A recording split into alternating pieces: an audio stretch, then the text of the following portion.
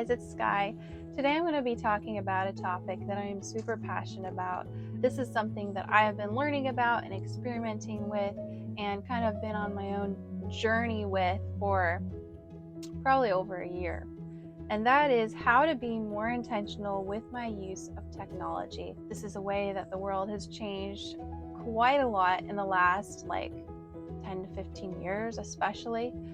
And it's really something that we need to be defensive about, because we tend to adopt new technology and to use this stuff that has pros and cons without necessarily always thinking about the long-term effects or the way that it's really affecting us in our daily lives.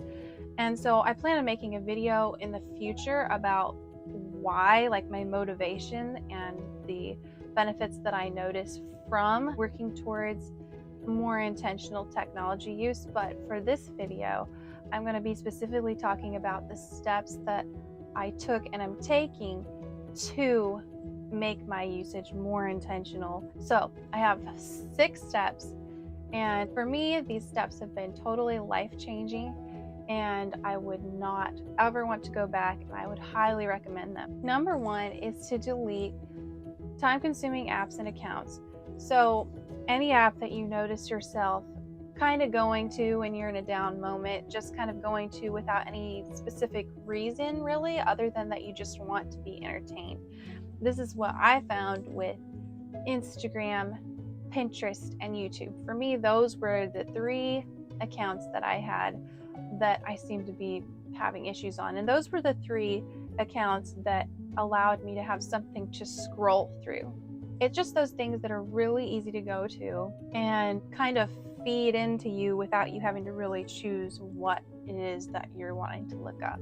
So it's a really lazy way of consuming content or using the internet. What I did, I decided to delete my Instagram and Pinterest accounts, just the whole account. So now I'm just not on there at all. And then for YouTube, you don't really want to delete your YouTube account, because you can always still use YouTube, but if you don't have an account, then it's just going to show you whatever random stuff, and it's not going to be curated to you at all. And you can still scroll it, but it's going to be probably a lot worse than it would be if it was actually curating to you. So I did not want to delete my YouTube account, and so I was kind of at a loss as to know what to do about that, until I was listening one day to a podcast episode by Cal Newport, and he was talking about YouTube and ways that you could make your use of it more intentional. And something that he suggested was to install a plugin on your browser that would basically, it makes YouTube kind of like a library. So you go to youtube.com and just see a blank screen with a search bar. You can search for anything you want to. You can go into your subscriptions and see if there's anything new. You can check your notifications to see if any specific channels that you like have posted a video. But when you go to youtube.com, you're not having that page of endless things to scroll. And also, when you click on a video, there isn't that sidebar with suggestions either. And so for me, that really revolutionized my experience with YouTube. And YouTube was the only thing that I had left that I had that scrolling capacity on. And since I have installed that plugin, YouTube has been a really beneficial tool to me instead of something that feels like a trap. It's deleting the traps. That's what I wanted to do. And I feel like I've successfully been able to do that by deleting the accounts that I was wasting time on, and then installing this plugin on YouTube, where now YouTube is a useful tool to me.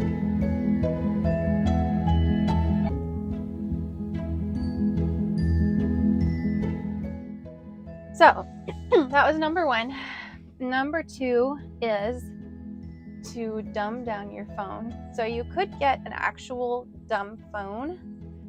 I didn't. I still have a smartphone, but I have Safari disabled on my phone. And the way I did that is that I turned on the content and privacy restrictions, which you can only turn on and off if you enter a 4-digit code. And I had my husband put in a code that I don't know what it is, and honestly now he doesn't know what it is either because he forgot. I know there's a way to work with that even if you forget it, but I can't like just quickly like Google something or whatever on my phone anymore. I can use like maps, which I really like having the maps available to use because I kind of need that in a lot of instances.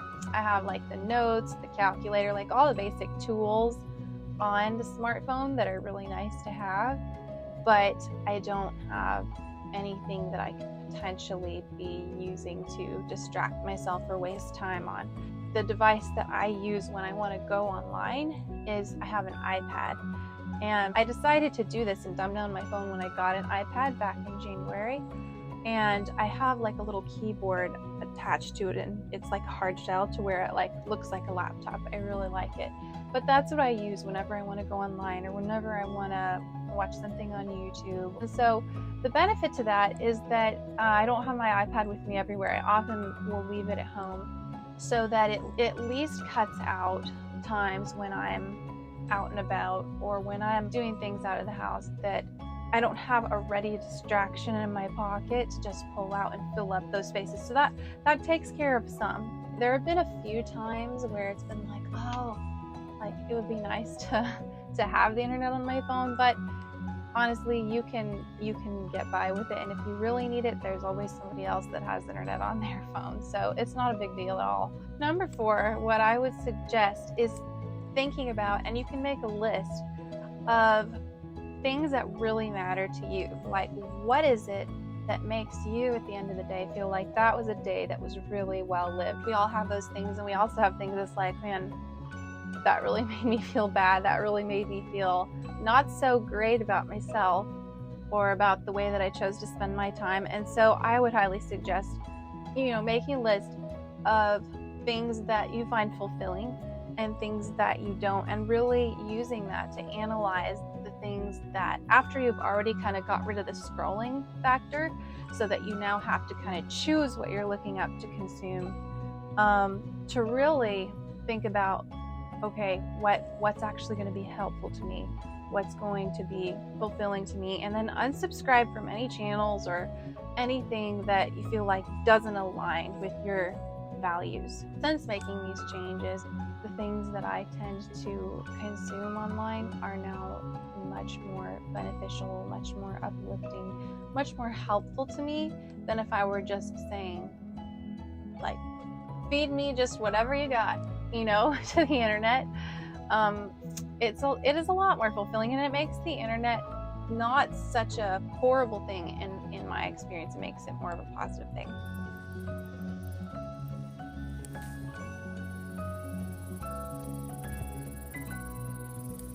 Okay, so numbers 5 and 6 are kind of where I'm at right now. The things that I am now that I've done steps 1 through 4, these are the things that I'm currently in the process of. So number 5 is to manage the time on the media that you have left. Now that you've deleted a lot of the unintentional stuff and you've kind of decided this is the stuff that I actually want to be consuming. I find that even beneficial content, if it's consumed in too large of a doses, or kind of if you're the kind of person where you kind of always have to have something playing that you're listening to, or if that pull to consume content is still really strong, here's some things that I'm thinking about. So one is to set specific times in the day when you are consuming content. This could look different depending on what station in life you are in, but I think even if you have a ton of time, that it's even beneficial to keep it to a minimum, because honestly, there's something really valuable about silence and just being able to think to yourself and being really comfortable with your own thoughts. I place really high value on that. So I found that doing like dishes or doing something else while you're listening to or watching something is a great way to do it, because it kind of makes it easier to move on to the next thing instead of being like, oh, what else should I watch? Prefer to consume your content maybe while you're just resting, then maybe setting a timer, asking yourself, how much time do I want to spend on this, instead of just kind of letting it happen.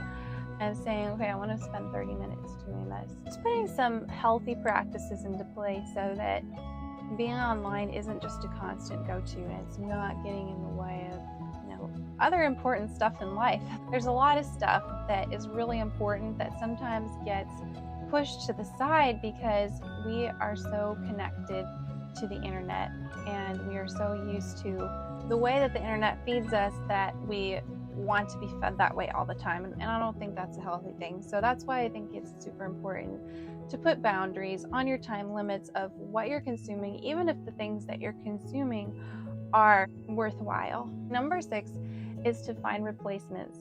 So if you find, and I'm saying if you find, kind of talking to myself, because these are the things that I'm thinking about for my own experience.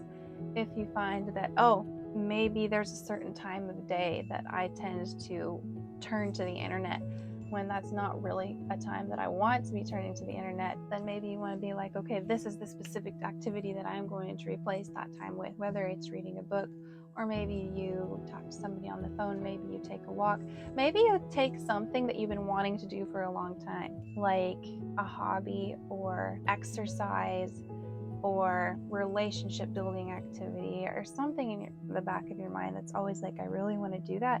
That's a good place, I feel like, to pull from to really fill these pockets of time that you don't necessarily want to have screen time in. And so that's something that I am currently working on, and I plan on making more videos in the future, giving more updates and more helpful tips that I find. This is something that's super important, I think, to me, and should be important to every single one of us that has to deal with technology, because it is invasive and we do need to be defensive.